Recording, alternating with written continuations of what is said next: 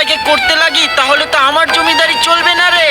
আজ তোকে ছাড় দিলে কাল আর একজন টাকা ধার নিয়ে আমাকে আর টাকা দেবে না। নে নে পা ছাড় পা ছাড়, আমার শরীরে আবার প্রচন্ড দয়া মায়া, এইভাবে পা ধরে থাকলে আমার আবার খুব কষ্ট হয়।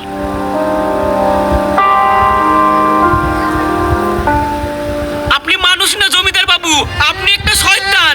গরিবের মুখের খাবার কেড়ে নিতে আপনার বিবেকে বাঁধে না? এই জমির ধানে আমার ছেলের হক আছে, এই জমির ধান আপনাকে এক মুঠো যেতে দেব না। তাতে যদি আমার মরণ হয় তো হোক। এই তোরা শুনেছিস দেখ, সামান্য একজন প্রজা সে কিনা আমার মুখের উপর কথা বলছে।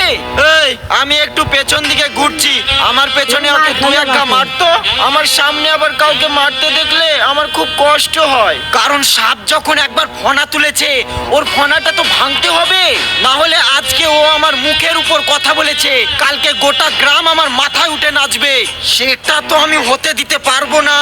আমাকে মারেন, মারতে মারতে মেরে ফেলেন, তাও আমি বলবো আপনি একটা শয়তান। আপনার মতো জমিদারের মুখে থু। জমিদার হয় প্রজাদের মা বাবা, প্রজাদের সুখে দুঃখে পাশে থাকবে, কিন্তু আপনি হলেন